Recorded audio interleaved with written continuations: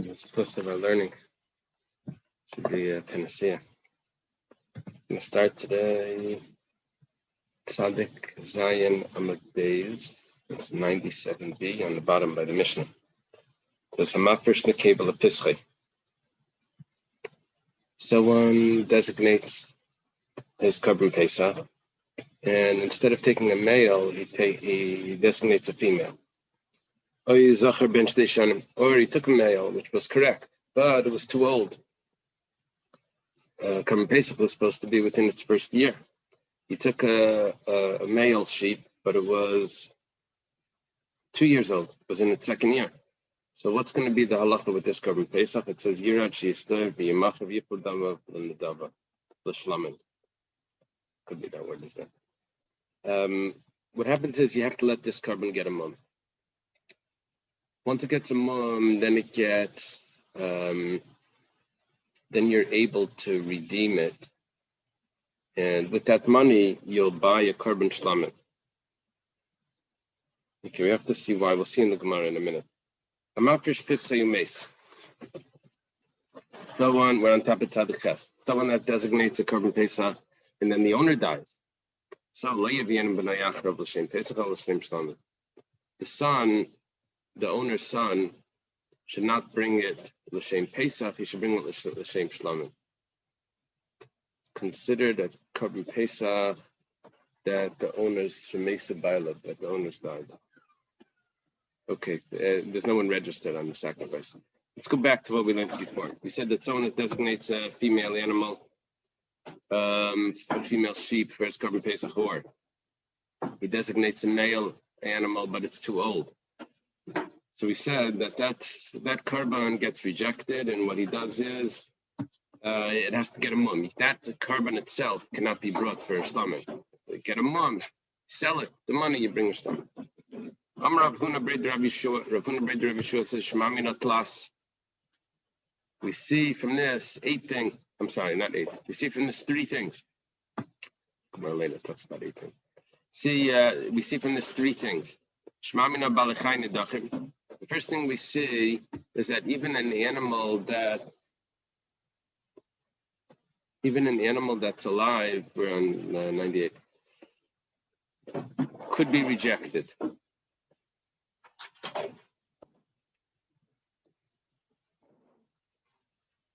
Yeah. There's a big discussion in Yomi about, we've discussed this before, when you have the two goats and one of them dies, they're supposed to be together. When you do the lottery, one of them dies, does the other one get rejected? So you just need to replace one, or do we say they have to replace both of them? So there's a discussion over there if we say Balei Chaim Nidachim. Here, that means a live animal being rejected. Here we see that what was wrong with this korban? What was wrong with it? It was a female. And so bring it as a shlamim. It's perfect. We say no. It's been rejected. It's as if it was a good korban that got rejected. So we see, even while it's alive, it's still rejected. The next halacha. See, this is a little different because here it was never eligible. It's dichem ikara. Before, right when you started, it was already not eligible, and we consider that rejected. And as you could have viewed it, you could have said this was never a korban. It wasn't rejected. It was never there at all. We don't say that. We say dichem ikara v'dichem. We say that it was if it was eligible and was rejected. The third thing is yesh dichem b'damim. Okay, what is dichem b'damim? Here, what we're saying is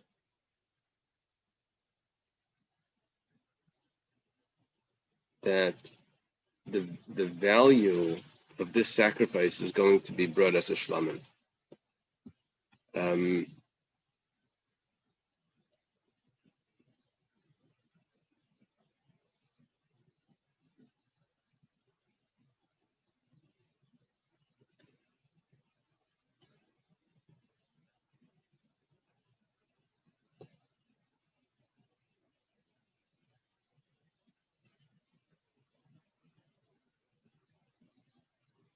Why? The question is, why can't this animal itself be a shlamim?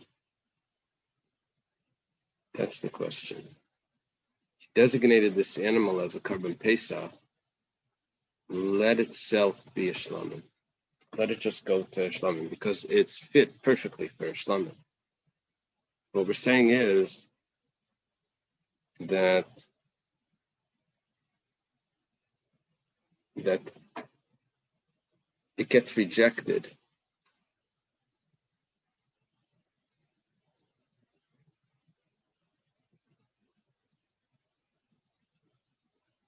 See, the original case of dichi b'damim is like this. If someone has a partner in a korban, and then he, in an animal, and then he designates his partner, his portion of it. Then he goes and he buys the other part. So it was half a korban before he bought the other part. Then he goes and buys the other part, and then he makes the rest of it into a korban. So is that considered an eligible korban? So since originally it was really just its value because it wasn't a full korban. So over there, if we say dichoi, so do we say that it's considered that it's totally rejected?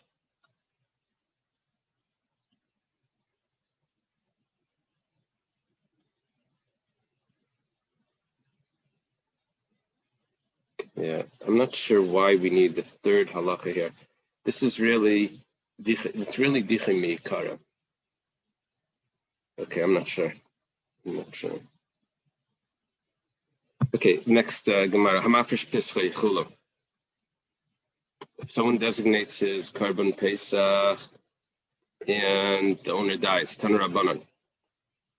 Hamafish is Pesachim Meis. We taught in the Brisa.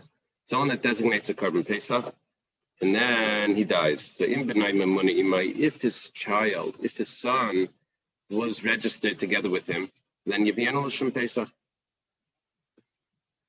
You can still bring the sacrifice. Why? Because I still have one registered person here. If his son is not registered with him, then Yavian L'Shem Shlamim L'Shishaseh. Then you wait for the day after Yom Tov, and you bring it as a shlamim. Yeah. And so the affecting the female and the offspring in there, right? Okay. That was machlokes because you can't really tell that. But here we're not talking about the offspring. Here we're talking about the owner, the person. The person. In B'nai Kaim is talking about the person, not the animal. Okay. Yeah. So in B'nai is talking about, talking about that there was a person that designated, and then we're left with a korban. See, what we're dealing here with is a korban that doesn't have an owner. So if the son is still, it was registered together with the father, so then it's still considered an eligible korban pesach. So then good. If the son is not registered with him, then you then you wait for after Yom Tov, you wait for the first day Cholamayid, and you bring it as a korban shlamim. Yeah. It's a little confusing when we say that a korban pesach turns into a korban shlamim, and when we say that the korban pesach needs to get a mum because it's dachai, it's rejected. It's a little confusing. Okay, the Gemara right away says to the 16th, yes, but not on the 15th. Okay, that's like a side point. Why? Because we hold that voluntary korbanos are not brought on Yom Tov. No problem. Okay, so you wait for the first day Cholamayid and then you bring the shlam. We go back to the topic at hand. We say demissa avemas. When did the father die? If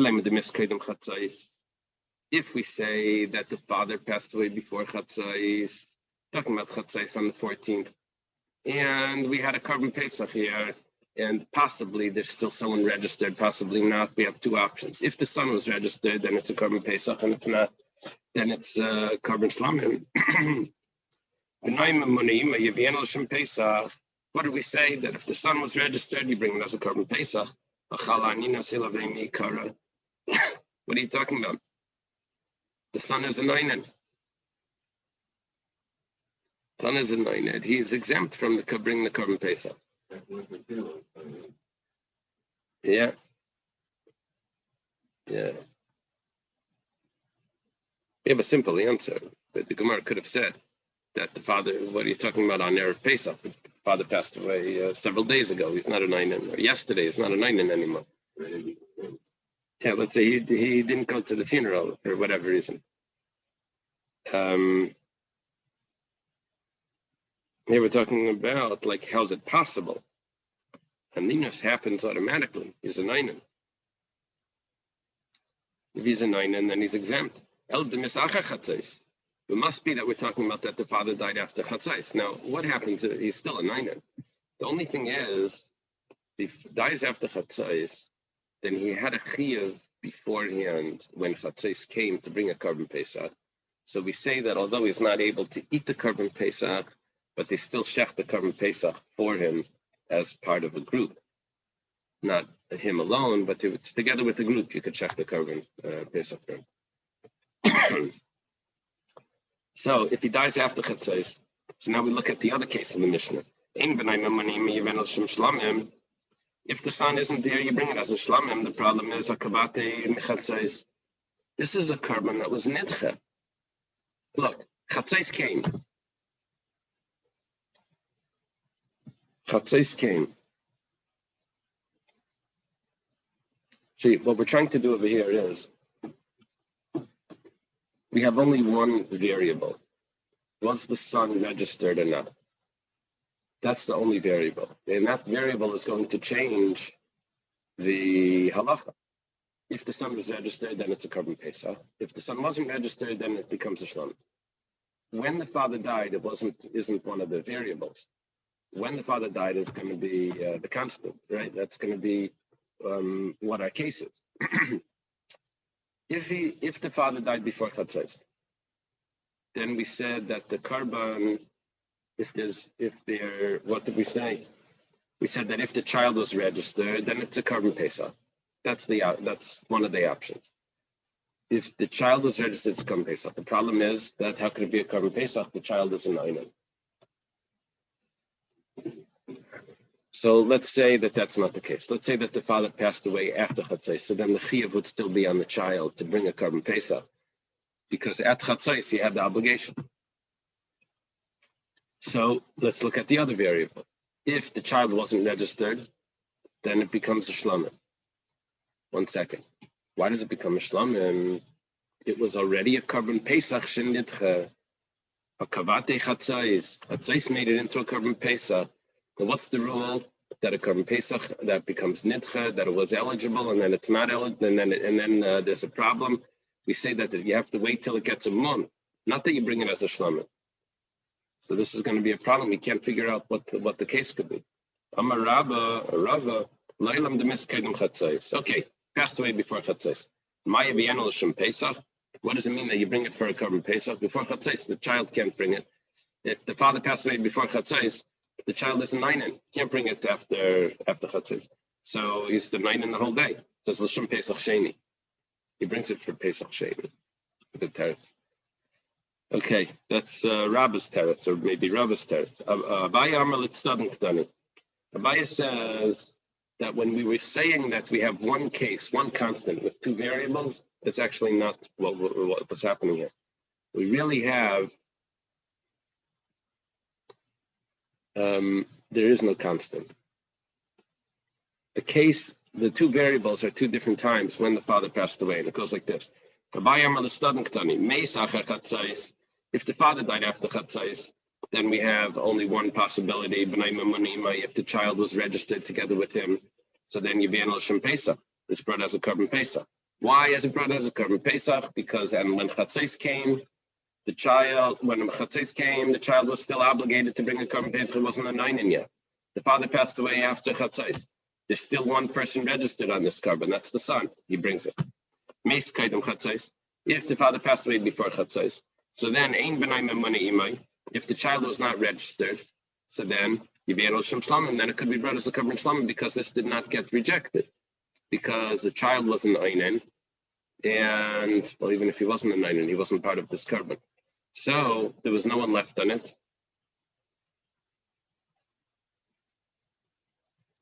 Brought as a carbon Shlamim. Okay, that's how he resolves this this brisa by saying that you don't have two variables in one case. Each case had only one possibility. Rav Shravya says, really, the father died after Chatzos. Now the son should be obligated to bring it as a Korban Pesach. So, what happens if the son wasn't registered? So,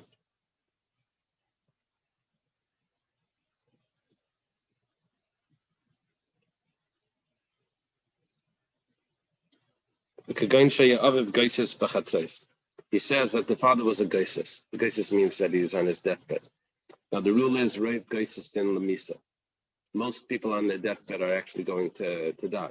They're not going to make it. That's the majority. So we say like this: if the son was registered, together with the father, he was supposed to bring it together. So then the son has the obligation to bring it.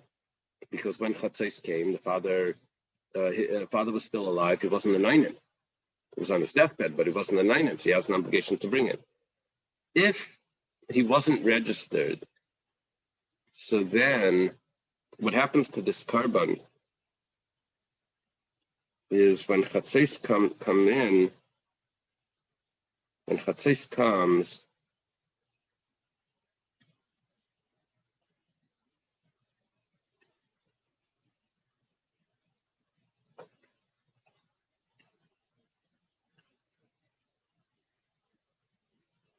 then it's brought as a shlamim. What did we say before? So then it's brought as a shlamim.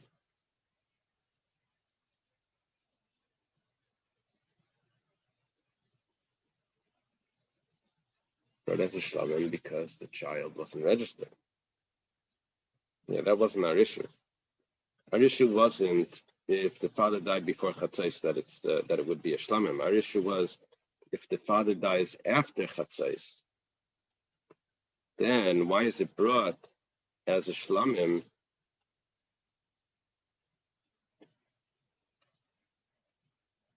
The father dies after Chatzos, then why is it brought as a shlamim? It should be a Korban Pesach. That was our question. Now we're answering, if the father dies after Chatzos, so why is it brought as a shlamim?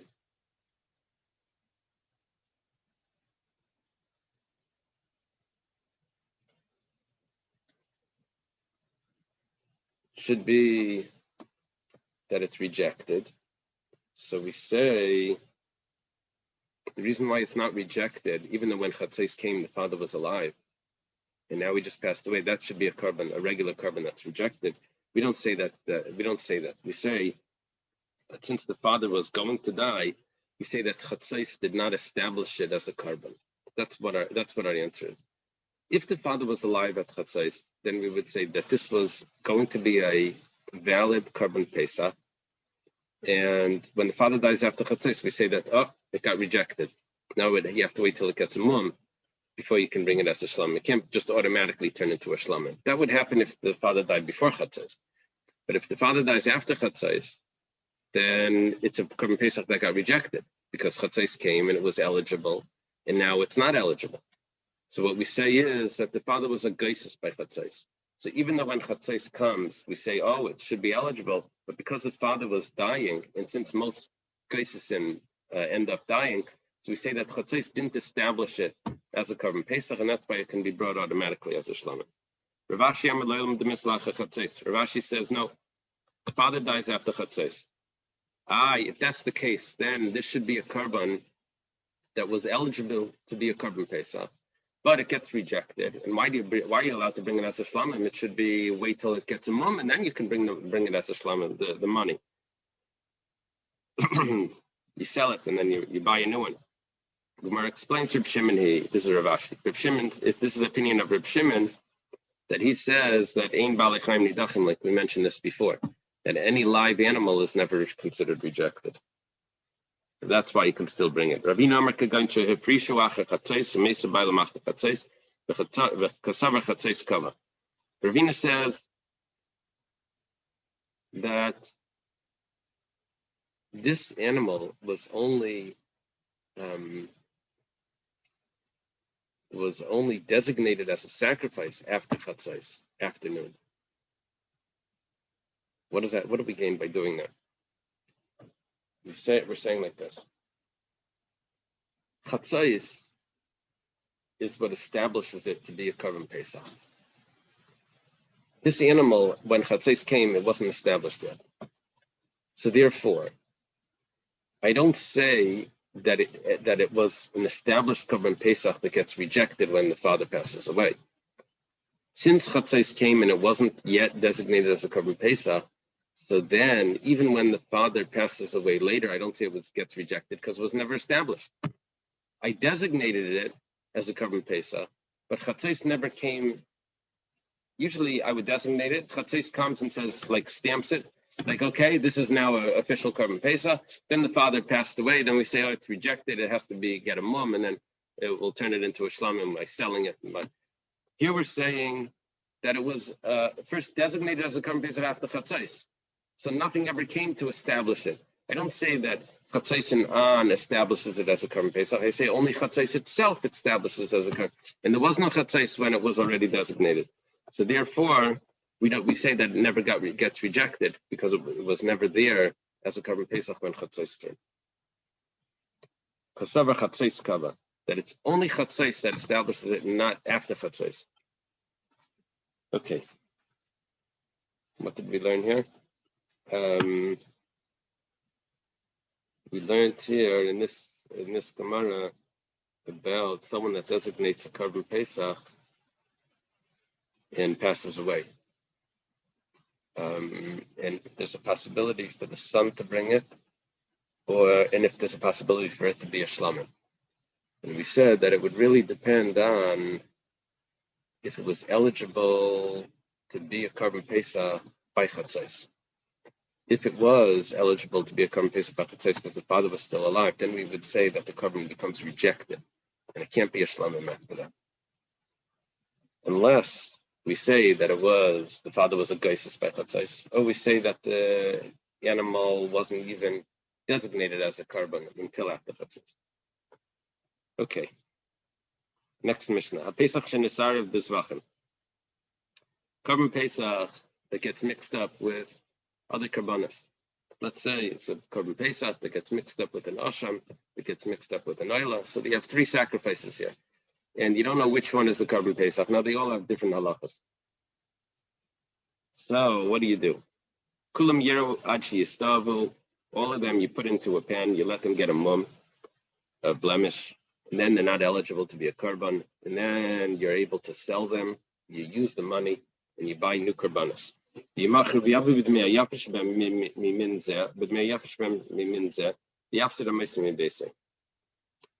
have a problem. One animal was worth $50, one was worth $75, and one was worth $100. One of them was a Pesach, one was an Asham, one was an Olam. They all got a mum. Now I have to buy, with the money that I got, the 50, 75, and 100, I have to now buy a new Korban Pesach, a new Asham, and a new Olam. How much money do I spend on each? The Mishnah says you spend 100 on each. Where do I get the extra money from? That's your loss. You have to fill it in. Yeah, I have to do a little trick also because the money itself becomes designated for each one, which I don't know which one it is. So I have to figure out how to redesignate that money. Okay. Nisarav v'b'chayris. Let's say it got mixed up with a b'char. Now, the problem with the b'char is that a b'char, you're not supposed to allow it to get a mum like that. you're supposed to make sure it doesn't get a mum. Because when a bachar gets a mum, then it's not even a carbon anymore. It's considered just the mummin of the kayin. So what happens then? If it's a group of kainim, perfect. What do? You offer them up, both of them up, both sacrifices. You offer them up together. One is a carbon Pesach, one is a bachar. I don't know which one is which, but I shech them both in the afternoon of Pesach, and then the blood, I think, is the same halacha. The blood is put in the same place as a carbon Pesach and a bachar, and they eat it. They eat it in Yerushalayim. Everything is fine. They don't know which one is which, but they say, okay, if there's a carbon Pesach, they're good. If not, it's a bachar, and we're eating it, and they're allowed to because they're kayanim are allowed to eat a bachar. Okay, the Gemara has a question on this last case. The Gemara says, 1 second. The halachas of a bachar, when in the Korban Pesach, when it comes to the blood, would not be a problem.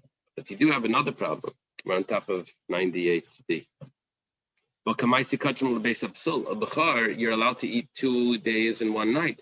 Korban Pesach, you only have 1 night. We always had a problem with diminishing the amount of time you have for a carbon because you're making it become puzzle. You don't finish it in time. And what are you going to do? You're just going to leave it? And the halacha was you're supposed to keep eating it, and you don't know which one it is. You're creating a problem. The Gemara says, Reb Shimon Latamei, no, this is Reb Shimon that said this. Reb Shimon follows his reasoning. It says you're allowed to do this. The Tanan, started in the Mishnah. Asham Shinisarab Bishlamim. A carbon asham, a guilt offering that gets mixed up with a peace offering. Guilt offering is 1 day and 1 night. A peace offering is 2 days and 1 night. Reb Shimon Reb Shimon says, shech them both on the tzafin, on the north side. Now, really, a shlamim could be shechted anywhere. It's only the asham that needs to be. So don't worry, shecht it also on the tzafin. It's not a problem. Now, I'm relying, but the sages said back in maybe in kachel and beisabsul, you're not allowed to do that. Reb Shimon held that you are. The Rabbanan said that no, you're diminishing the amount of time you have to eat a shlamim, and that we don't want. So, Rabbanan, okay, fine. So we have an answer. Because it's Reb Shimon according to his opinion. Rabbanan hechi avdinan. According to the Rabbanan, what do you do in such a case? When you have a carbon Pesach that gets mixed up with the bachar. Amar Rabba namtin le'ad shiyimamu. You let it get a mum. Yabri behema shmeina. When you bring a fat animal. Yeah, you let them. Both of them. Both of them. B'leima kol hecha disla Pesach tachal dahai. B'achal b'taris bachar balmum.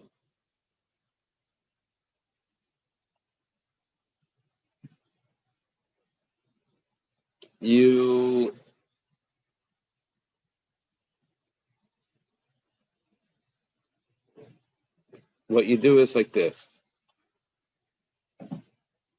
According to the Rabbanan, you can't bring them as a carbon Pesach in the afternoon because you're going to be diminishing the amount of time that you can eat the bachar.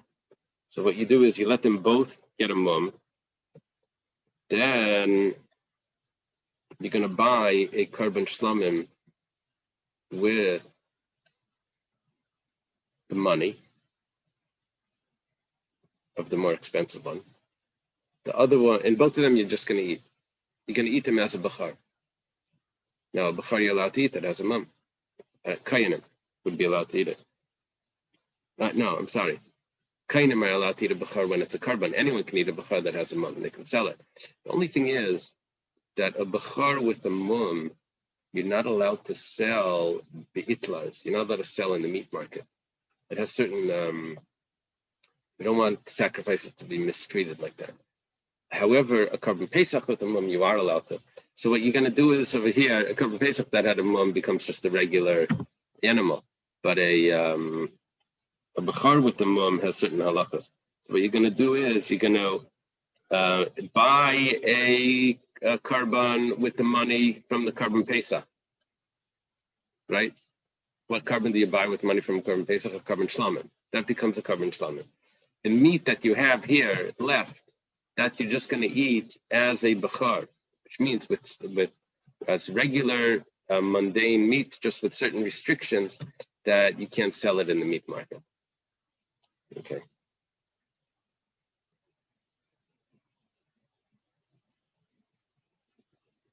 Yeah, so it doesn't mean that he has to sell it after it has a mum. He could redeem it. It doesn't have to like exchange to someone else. Okay, now we have a nice long Mishnah here. The Mishnah goes to the bottom of the page. Chabura she'avad Pesach. A group, they lost their carbon Pesach. Yeah, too many people were in charge. They lost it. They tell one of the guys, go find the carbon Pesach and take it up to the base of English and shecht it. He went, he found it, and they shechted it. Now, meanwhile, the rest of the group said, I don't know if he's really going to find it. They took another carbon Pesach at the same time, and another carbon, another animal, and they went and they shechted it on their own. So now this group had two karbanos that were shechted for this one group. Who got there first? If the one that went to look for it, so then if he got there first, so who then what do they do with the second carbon? It just gets burnt. They're only going to eat the first one that gets shechted. The second one was a waste. It wasn't a real carbon. The first carbon, they appointed him to shecht for them. They're all designated on the first carbon that gets shechted. He got there first. He found it. He got there first. The one that they brought is not a carbon for anyone. What happens the other way? Let's say they got there first. And meanwhile, the guy that found the carbon shows up later. And he goes and he shecht. So then what happens is, because they got there first, and they shechted the first, they eat their carbon because their carbon, it's as if they left his group. They made their own group on the new carbon. They eat from that. And he eats his own carbon. He's the only one left on that group. If you don't know which one came first. Or it's not that we don't know which one was first. They both shechted at the same time. How's it possible? Well, there wasn't only one sheichet. There was two sheichet in there. There are many, and exactly at the same time, they're both shechted.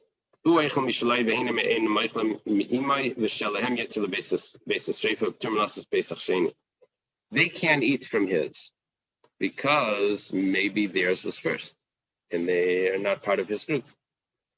So they can't eat from his, and they also can't eat their own. He definitely can eat his. He never joined them. So he eats his own carbon. They don't eat any carbon. Their carbon gets burnt. And no one has to make a Pesach Sheni. Because Mimanavshach, one of them was their carbon. Either his or theirs. So they were satisfied, they satisfied the obligation of bringing a carbon. Now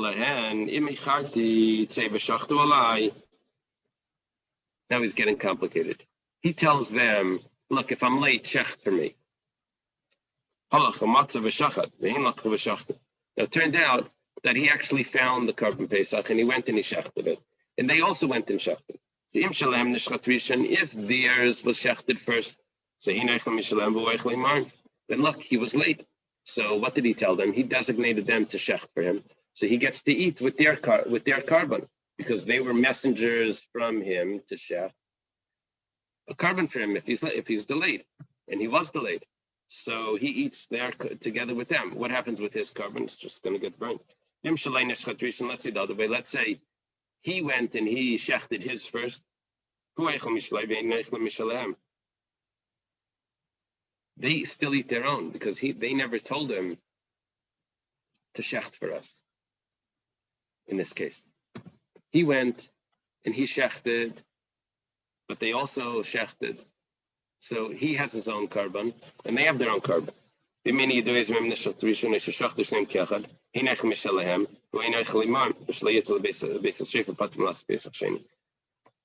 we don't know who was first, or they were shechted simultaneously, so the group that shechted their own carbon, they for sure eat from their carbon. But this fellow that was not sure if he's part of that group or on his own, he doesn't get to eat any carbon. So his carbon gets burnt. He doesn't eat theirs, but he doesn't have to bring a Pesach Sheni because Mimanavsha. Either his was first or theirs was first, doesn't matter. He satisfied the obligation of bringing Korban Pesach. Amar lahem v'amar loi. They told him and he told them. He told them and they told him. It's the so Eichlan Kolam and Arishan. Then whichever one was first, everyone eats from that one. If we don't know which one is first, then you just have to burn both of them and none of them get eaten. Because each one was a messenger for the other one, and we don't know which one was first. No one said anything. Then he eats his korban, they eat their korban. There's no responsibility between each other. That would be the best case. Unless there's one downside to that, is if he doesn't find the korban, then he's left without having brought a korban and he wasn't registered on theirs. Okay, let's say there's two groups, and the Korban Pesach gets mixed up. Which Korban Pesach, whose Korban Pesach belongs to which group? So each one of those groups borrows one person. Two groups, they take one person from this group and they put him there, one person from this group and they put him there. And then they have a solution. First what happens is they each take one Korban Pesach. And then they take one person from each group. And this is what they say. They say, if the Korban Pesach that we got is actually ours, then you leave your group and join us. And we're all correct. But if this Korban Pesach happens to be from your group, your old group, so then and we'll join you. Okay. The same thing would apply if you have 5 groups and all the Korban Pesach got mixed up. What would you do then? You divide up the groups, you reset up the groups where each one is not with anyone from his old group. They all separate. All 5 all have brand new groups. So yeah, one from each. All the number 1s, all the number 2s, right? From each group. And then they're going to say the same thing. All right, same as with 10. And that's what they say. Here becomes an interesting complication. 2 people, they each had one Korban Pesach. So there's 2 Korban Pesachs there and 2 people.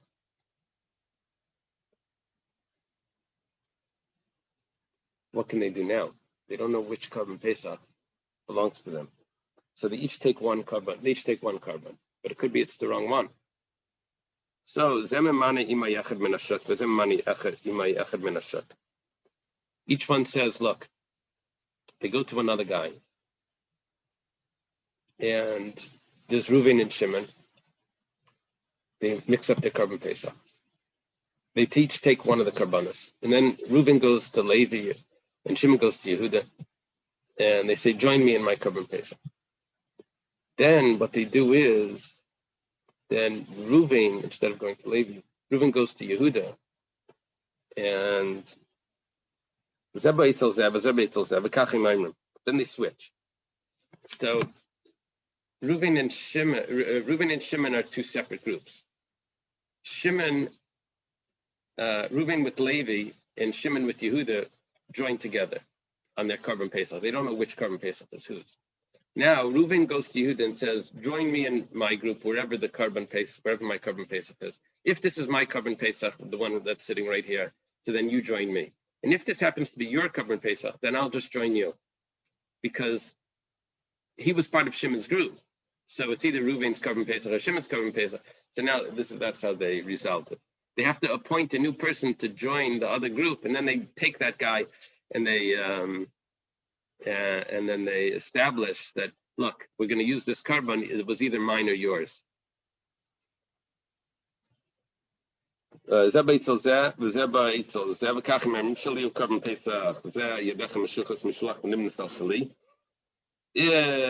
Korban Pesach was mine, so then you leave yours and join me. And if this one was yours, then I'll leave my carbon Pesach. I don't know where it is. I'll join you, and this is and it'll be either way. We're using this one either because it's mine or because it's yours. Tana Rabbanan, the rabbis taught in a brayso, Amar lahem v'amar loi. If we're talking about where the group lost the carbon Pesach, and they sent someone to get the carbon Pesach, and then he goes, but they decided that they're going to also bring because they don't know if he's really going to get there. So if he told them also, he says, look, I don't know if I'm going to be late, so shecht for me if I'm late. And they told him, go shecht for us. So they eat from whichever one was first. If he doesn't tell them and they don't tell him anything, so then there's no responsibility one on the other.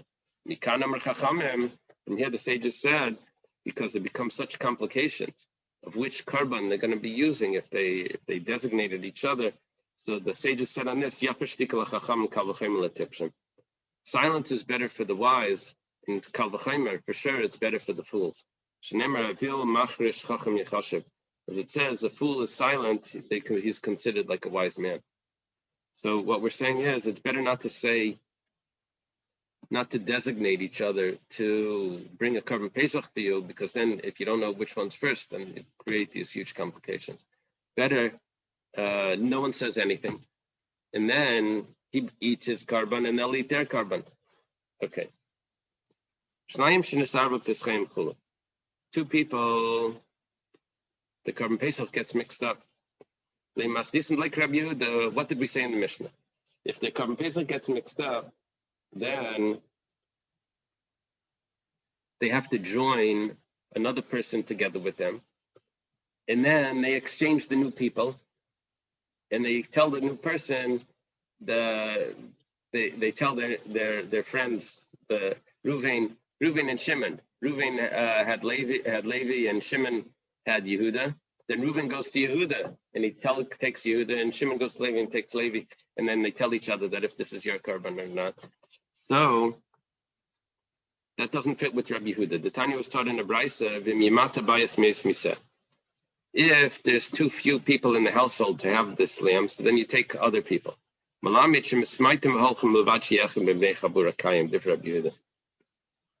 Yehuda says that you always need to have one of the original owners of the carbon Pesach always needs to be there. Problem with our case is that I only had two original owners. One owner for this carbon, one owner for this carbon. What we're doing is Reuven and Shimon are the original owners. Reuven is leaving his carbon and he's going to Shimon's carbon. Possibly, that was one of the options. He says, if this was not my carbon, then I'm joining you, Yehuda, in your carbon. Now, the problem is that Yehuda was not an original owner of Shimon's carbon, which that would leave Shimon's carbon without its original owner, would leave Reuven's carbon without an original owner. Doesn't fit with Rabbi Yehuda. Rabbi Yossi says no. Rabbi Yossi says, I don't need an original owner. As long as there's always one person registered on the carbon, it's perfectly fine. Rabbi Yochanan answers this question. He says, I feel Tim Rabbi Yehuda, it's not a problem. It's not a problem. Even though we're leaving a carbon without an original owner, says it's not a problem. Why? Because he didn't follow what's happening here.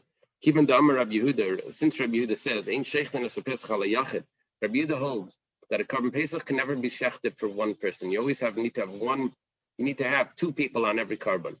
So therefore, when Reuven appoints Levi to join him and Shimon appoints Yehuda to join him, what's really happening is that they are becoming original owners, because the carbon Pesach needs two people. So we were looking at this carbon as if there's only one owner, and then Reuven's leaving his carbon and joining the carbon that really originally belonged to Shimon. Now it's Yehuda. Says no, Yehuda is original owner of Shimon's carbon because you always need two people. So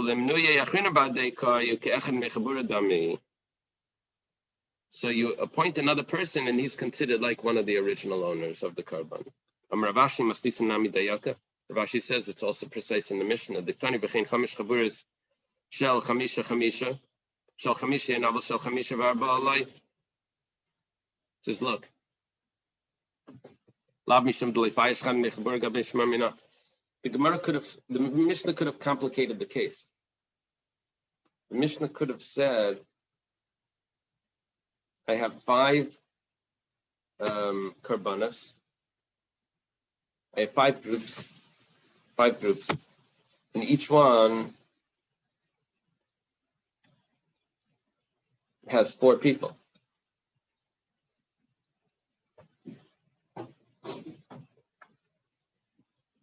Then what would I do? I would leave the original person with his carbon, and I would, no, if it only had 4 people, then, if it only had 4 people, then I would have to leave the carbon without an original owner. And the Mishnah didn't tell me that case. It must be that the Mishnah is the opinion of Rabbi Yehuda that I need an original owner there. And since I already had more than one person, so designating another person would be not an original owner. So what Ravashi is saying is that our Mishnah is meduyak, that it fits with Rabbi Yehuda. Because if it wasn't Rabbi Yehuda, the fact that the Mishnah says that it's 5 groups and each one has 5 people, that means that one person is still left with his carbon, right? I have 5 people in each group, 1, 2, 3, 4, 5. I have 5 people in the next group, 1, 2, 3, 4, 5. Now I take all the ones and I leave them with one group. One of those ones belonged to that carbon belonged to one of them. That means that I'm following Rabbi Yehuda's opinion that one of the original owners has to be with his carbon. Otherwise, I could have had that there was 5 groups and 4 people on each. And then I leave it with one person, but all 4 go to the other ones. Okay. Shmamina, we see that the Mishnah is Rabbi Yehuda.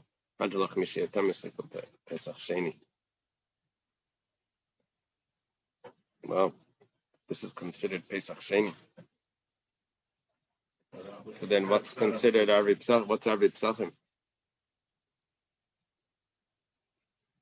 Okay. Somewhere we said Slichalu Pesach Rishon. You remember that? Yeah. Slichalu Pesach Rishon. At the end of the 4th parak, we said Hajalach Makim Shnagos Slichalu Pesach Rishon. Okay. Before we had Seder the Hilchas Korban Pesach Rishon the Ketzara. I think that was from the Rosh. I'm not sure. Now we have Piskei Hilchas Pesach Sheni B'Ketzara. This we don't say on Erev Pesach. The other one we said something similar to that on Erev Pesach. We start the new parak. Okay, Erev Pesachim, or Arbi Pesachim. We're talking about Yud Daled, the 14th of Nisan in the afternoon, Samach LeMincha, close to Mincha. Mincha here means Mincha Katana, which means 9.5 hours into the day. 9.5 hours into the day means that there's 2.5 hours left of the day. So that's Mincha. Samach LeMincha means plus a half hour. But take it back, it's only 9 hours into the day, which means the 10th hour is just beginning to start. So which means you have 3 hours left of the day. It says, the person shouldn't eat until it gets dark. What's he supposed to eat? Well, what would he have eaten? Well, he can't have chametz because it's afternoon. He can't have matzah because it's Erev Pesach. The Gemara says that Eichal matzah Erev Pesach kabayla resasu beis chama. As if he lived with his betrothed wife before he was actually married. And is he supposed to wait for that evening to have matzah? So what's the Gemara telling me that he's not allowed to eat? So Tosfos says, well, he could have been allowed to eat matzah ashira. That would mean matzah that has fruit juices or egg matzah or something like that. So he's not allowed to eat that either. Until it gets dark, he has to wait for dark. Even a poor Jew should not eat until he reclines. In other words, you could have thought that maybe he doesn't need to recline because he's poor anyway. What's he making a big deal of making himself look like he's a wealthy person by reclining?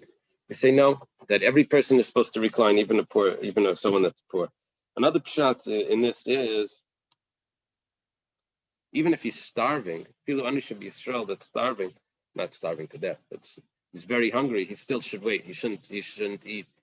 In other words, why do you have to wait for nightfall? Because you want to be able to eat the korban pesach or maybe the matzah, b'tiyavan, with a hearty appetite. That would be a hider mitzvah, to be really hungry and to eat it with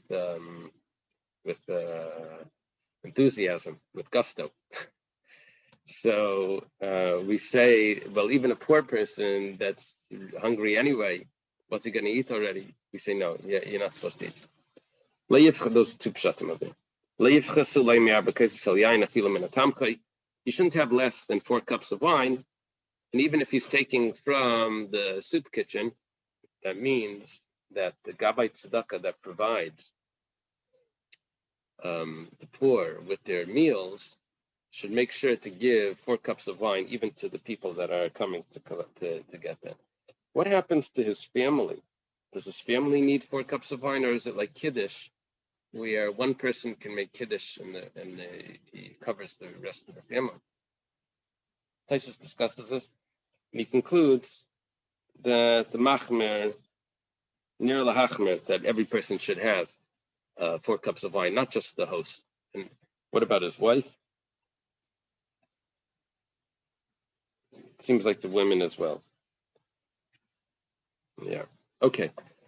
The Gemara has an interesting question. Why does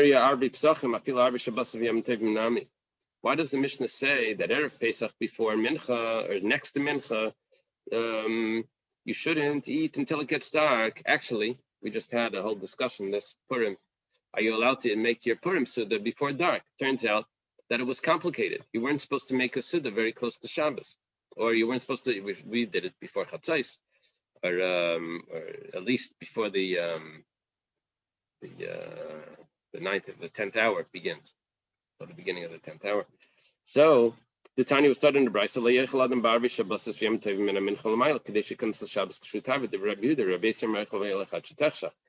So we have a machlekes, and Rabbi Yehuda holds that you're not allowed to eat from the time of Mincha on Erev Shabbos. So why does it say Arvi Pesachim or Erev Pesachim Samach LeMincha? It doesn't have to do with Pesach. It has to do with any Erev Yom Tov for Shabbos. Amar Rav Huna Leitzrichel Rabbi Yossi. Rav Huna says, you know what? It was a machlekes when it comes to Erev Shabbos. When it comes to Erev Pesach, even Rabbi Yossi that holds that you're allowed to eat until it gets dark, on Erev Pesach holds that you're not allowed to. So why does it say Arvi Pesachim Samach LeMincha? That's according to Rabbi Yossi. According to Rabbi Yehuda, I don't need this Mishnah. Any Erev Yom Tov you're not allowed. It's only necessary for Rabbi Yossi. Damarechel v'helachat shetachsha. Hani mili bar v'shabbos v'yam tovim aval berev v'pesach mishum chiyuv v'dematzah maida. His maida that because of the obligation to eat matzah, you're not allowed to eat before, so that when it comes time eating matzah, you should eat it with excitement. You should eat it when you're hungry. Rav Papa says, maybe the Rav Huna that answered, maybe it was Rav Huna Breder Rabbi Shua, I don't know. Because Rav Huna Breder Rabbi Shua is a friend of Rav Papa, but it doesn't say that. It says Rav Huna. Okay. Rav Papa Amar Pil Tema Rabbi Yehuda. Rav Papa says it could actually be Rabbi Yehuda. Rabbi Yehuda held that even on Erev Shabbos and Erev Yom Tov, you're not supposed to eat.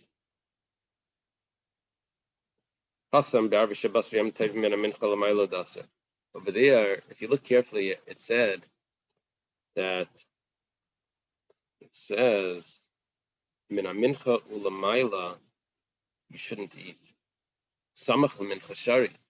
What about the half hour that we were talking about before mincha? On Erev Shabbos, it's 9.5 hours. Now we're saying on Erev Pesach, it's 9 hours that you have to stop. Aval Berev Pesach vil samach mincha nami aser. It's a half hour earlier. See? Why does it say Erev Pesach and it doesn't say Erev Shabbos?